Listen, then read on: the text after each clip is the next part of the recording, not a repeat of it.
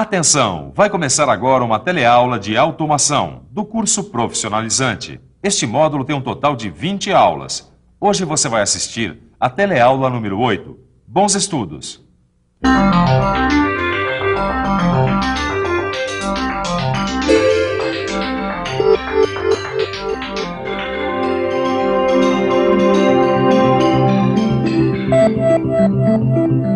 A eletricidade é muito importante para a automação. Os motores elétricos, os sensores, as bombas hidráulicas e os compressores pneumáticos precisam dela para funcionar.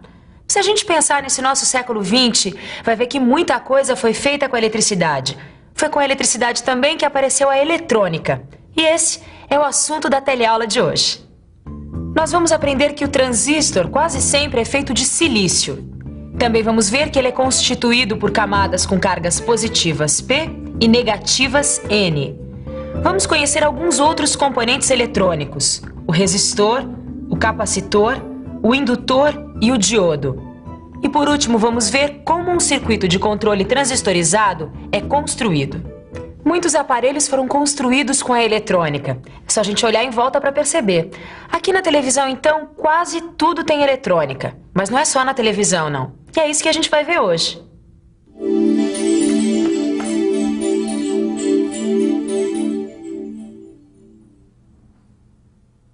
A eletrônica é o resultado do avanço da eletricidade. E nós precisamos dela para consertar este aparelho aqui. A eletrônica trabalha com correntes elétricas baixas E supercontroladas. O que o Mano quer dizer é que na automação usamos bastante a eletrônica para controlar os equipamentos. Agora imagine como seria esse rádio antes da eletrônica. No tempo de nossos avós, os rádios não eram nada portáteis. Pelo contrário, eles tinham alto-falantes bem grandes e válvulas. Depois, com o desenvolvimento da eletrônica, tudo mudou. Aparelhos eletrônicos, televisores, videocassetes, rádios, toca-fitas, telefones celulares. Um mundo de eletrodomésticos para você, graças à eletrônica. A eletrônica moderna começou em 1947, 2 anos depois do final da Segunda Guerra Mundial. A primeira peça eletrônica foi o transistor. O transistor tem 3 camadas. Quase sempre elas são feitas de silício. Silício. O que é mesmo silício? Silício é um elemento químico que é muito usado em eletrônica. Na crosta terrestre tem muito silício. É de silício que são feitas as camadas da maioria dos transistores. Quando uma das camadas é enriquecida com elétrons, ela passa a ser chamada de N, ou seja, ela passa então a ser negativa. Quando a gente tira os elétrons de uma camada, ela passa a ser positiva, e o nome dessa camada é P. NPN e PNP. Existem 2 tipos de transistores construídos com as camadas P e N. Vamos dar uma olhada no funcionamento desses transistores. Todo transistor possui 3 terminais. No transistor NPN, temos o emissor N numa das pontas, na camada do meio a base P e na camada da outra ponta o coletor N. O símbolo do transistor NPN é desenhado assim.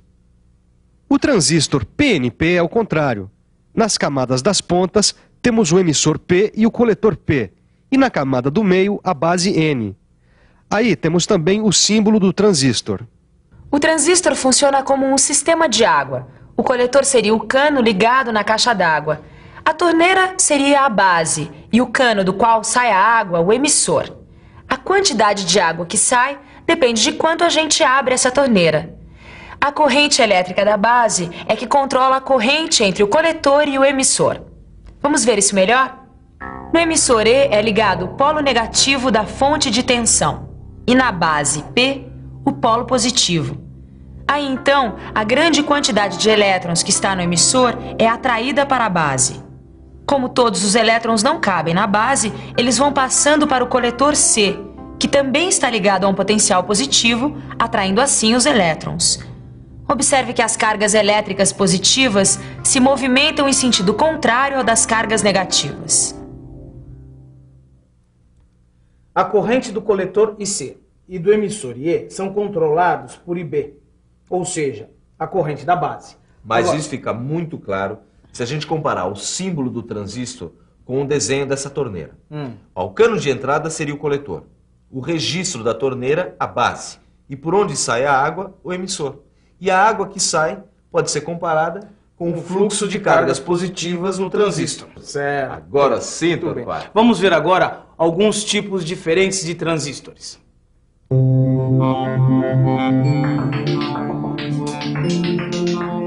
Existem vários tipos de transistores, e com a utilização deles foi possível fazer muitos aparelhos eletrônicos diferentes. O transistor está em todas. Ele é uma peça muito importante da eletrônica.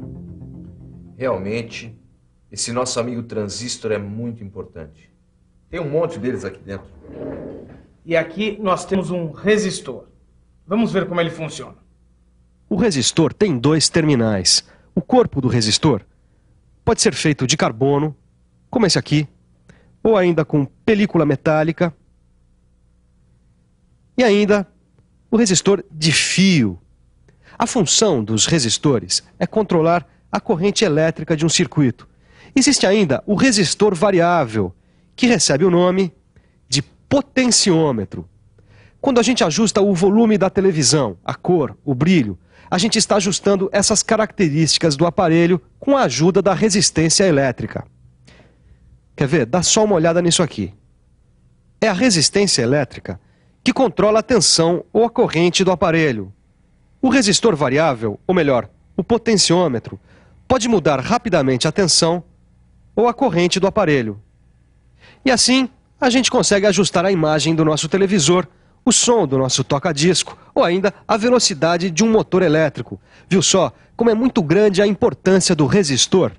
O resistor também tem o seu símbolo. E olha só como ele representa bem os dois terminais e a resistência elétrica no meio. Agora vamos conhecer uma outra peça importante da eletrônica, o capacitor. Ele é um acumulador de cargas elétricas. As cargas elétricas ficam aqui dentro. Estas aqui são as placas condutoras. Elas também são chamadas de armaduras. Este material isolante aqui é o dielétrico. O capacitor serve para acumular cargas elétricas.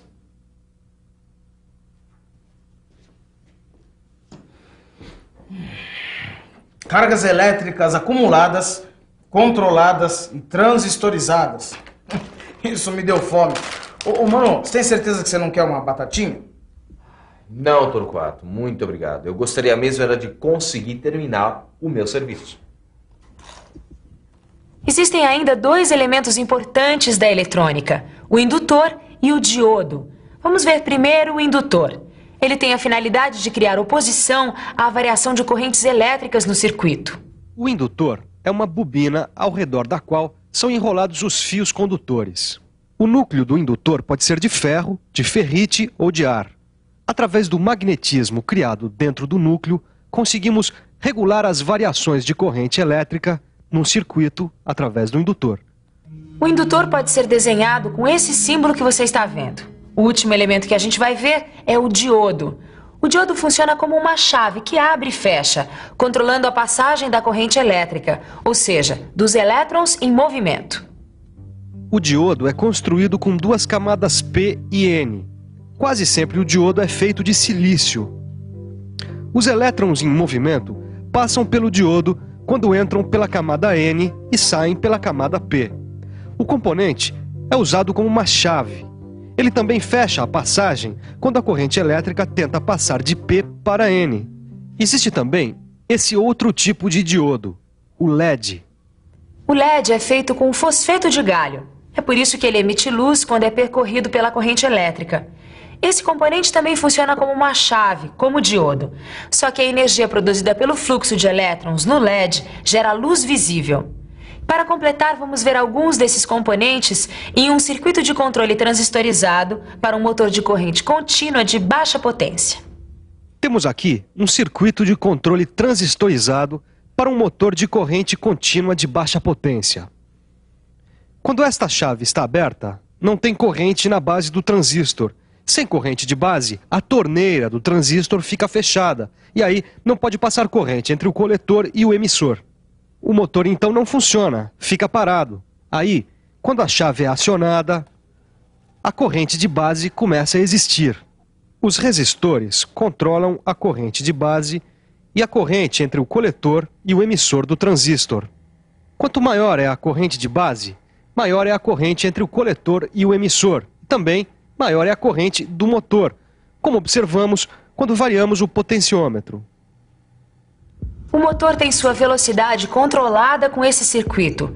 Quando a gente muda a resistência do potenciômetro, o R2 do desenho, a gente está mudando a corrente de base do transistor, aumentando ou diminuindo a potência do motor.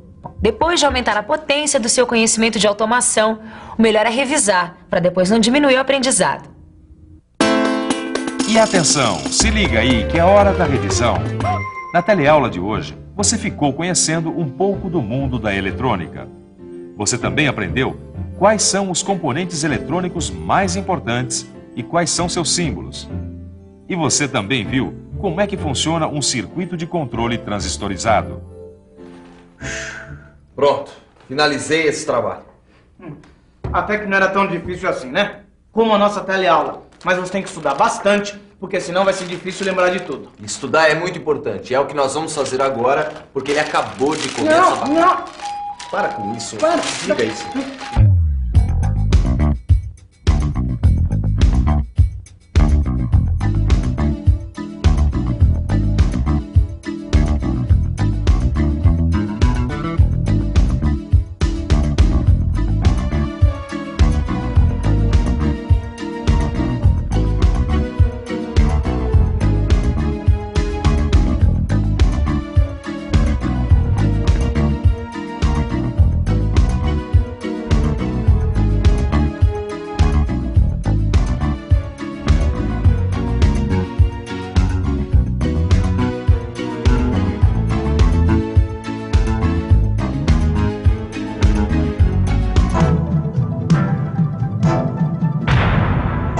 Telecurso 2000, um programa de educação do Sistema Fiesp e da Fundação Roberto Marinho.